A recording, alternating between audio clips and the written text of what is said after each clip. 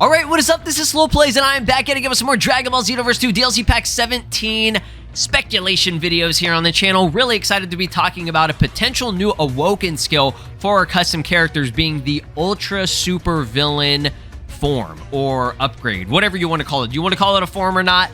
I'm pretty sure it would be categorized as an actual transformation. It's a variant of the super villain forms, that's already been in the game.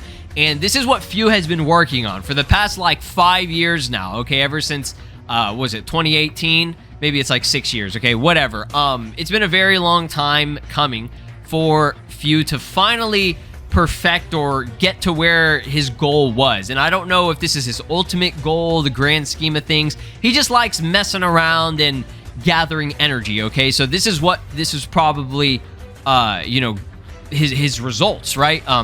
Doing this demon crystal awakening where it's lodged into the character's body. It gives them this insane upgrade. It's the third variant of or the third line of this transformation for villainous characters. Now, a lot of people have been commenting, tagging me in posts saying, is it possible for us to actually get this as a transformation for our character to use it?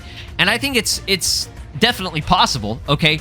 But I'm personally not expecting it. I would advise that you guys don't expect it, okay? Awoken skills are a very rare thing, all right? We rarely get these in the game, and if we do get them in the game, it's every I want to say 3 to 4 DLCs, okay? Every maybe 3 years or whatever, we'll get one.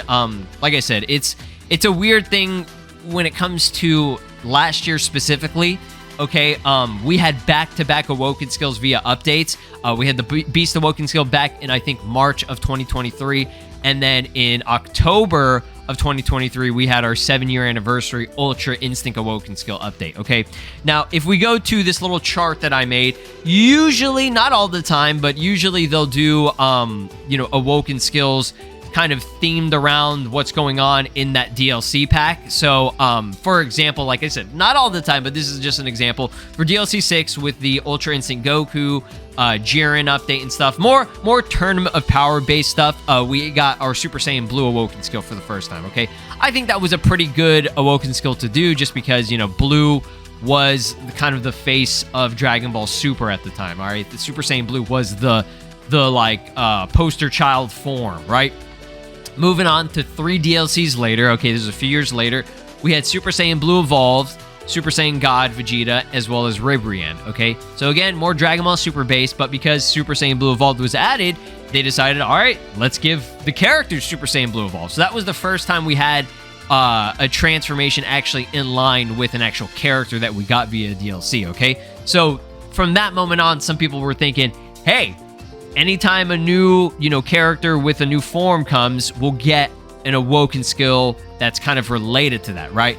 So again, not all the time this happens, because when it came to DLC 13, our next Awoken skill was Super Saiyan God, but there was no Super Saiyan God character in that update. However, there was Full Power Jiren, which was, that character has a lot of fire, heat-based attacks, so I guess maybe that's what they were going for.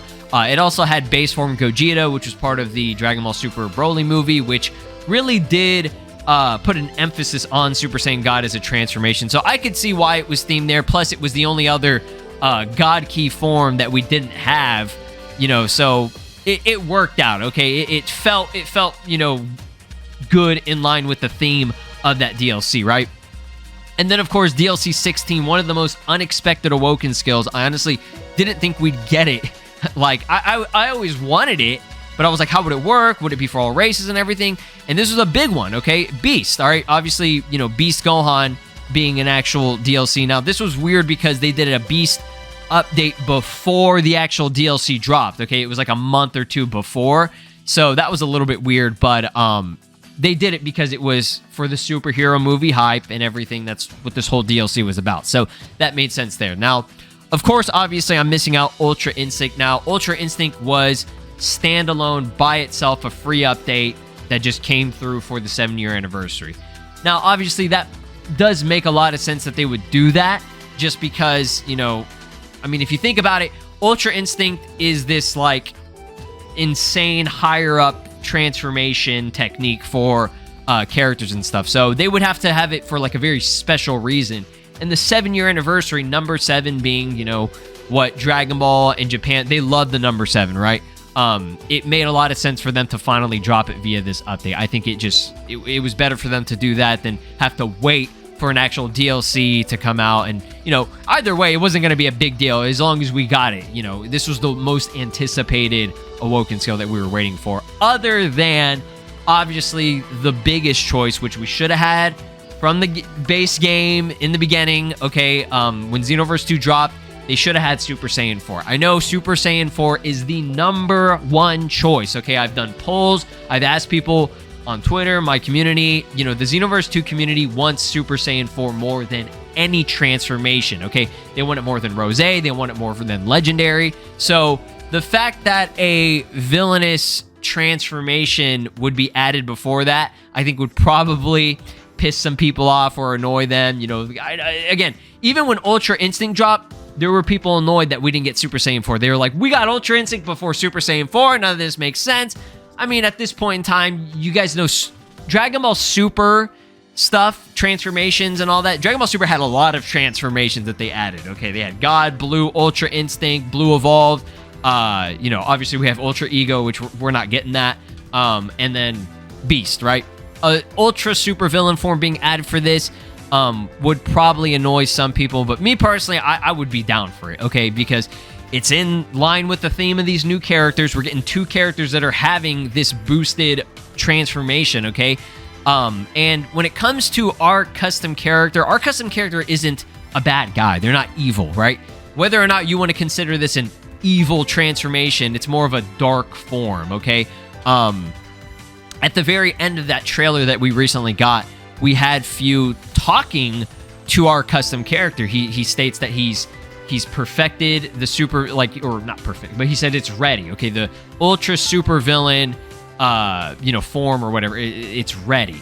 And he's talking to the CAC, and he's like, where should we go to next? And then he says, now we're talking. So I assume he's talking, obviously, to our custom character, and he's telling our custom character, like, hey, are you going to join in with me, okay? This isn't the first time that our character interacts with Few. Again, Few's not a bad guy necessarily, unless that's what the direction that they're going for in this, which I don't really think that is. I think it's just, again, him, he's a kid, you know, he's young, he wants to have fun. That's what he's always been about in Xenoverse, okay? When it comes to heroes, he's actually like an antagonist, okay? But he's always been more of a neutral party type of character in Xenoverse, doing his own thing. He's even helped us before. You know, obviously he not tricked, but he just, like, you know, pushed Deborah aside, you know, he fucked that man up, all right? He destroyed him, and that's his uncle, right? Destroyed Deborah, freed Supreme Kaiotime from Deborah's, you know, I guess, imprisonment thing or whatever. I mean, you could go back and, like, see the whole story of it.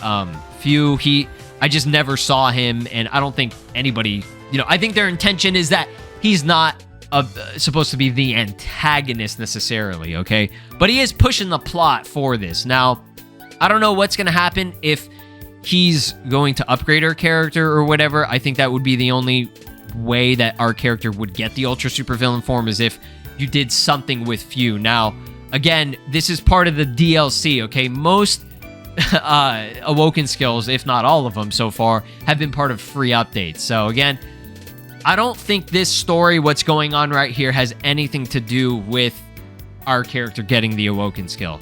Now, again, like I mentioned, you know, our character, in a sense, could learn and unlock the villainous techniques like Rage Saucer and all that, but it's only for Crystal Raid stuff. It's not something that you can normally use at any time that you want, right? It's conditional, which sucks. So again, I'm not really expecting Ultra Super Villain. I think it's a little bit, you know, it's in a weird spot, but I would love it. I think it would be really cool.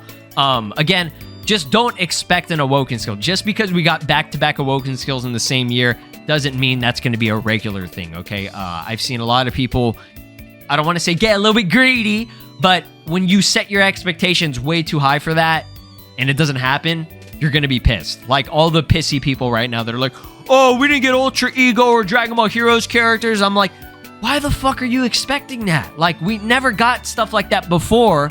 okay, don't expect that. We're getting something still pretty cool, in my opinion, okay?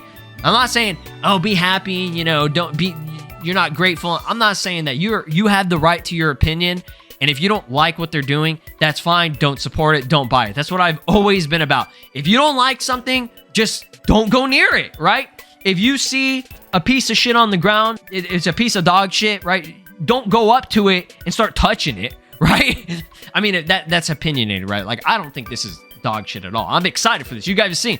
I'm excited for it. People call me a glazer. They're like, oh, this guy's glazing this DLC and shit. And it's like, okay, fuck off. Like, let me glaze the shit out of this, dude. I will fucking make Krispy Kreme donuts at this point. Like, oh my goodness, it's ridiculous, dude. But whatever. I'm going on a rant. Unnecessary. I think it would be cool. I don't think it's happening. But hey, comment down below. If we did get us Awoken skill, how would you unlock it, right? What would it even do, right? And again, I feel like this transformation, if we did get it, I know for a fact they wouldn't have that large crystal in our chest, okay? There's no way that they're doing that. That's too much effort, right? I'm just saying. That's why I made this, like, modded version or whatever, just for a reference and an appearance. But no demon crystal in his chest, right?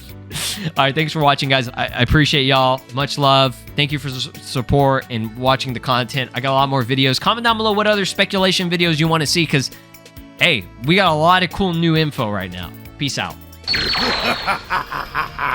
This is Broly, and you are watching Slow Plays.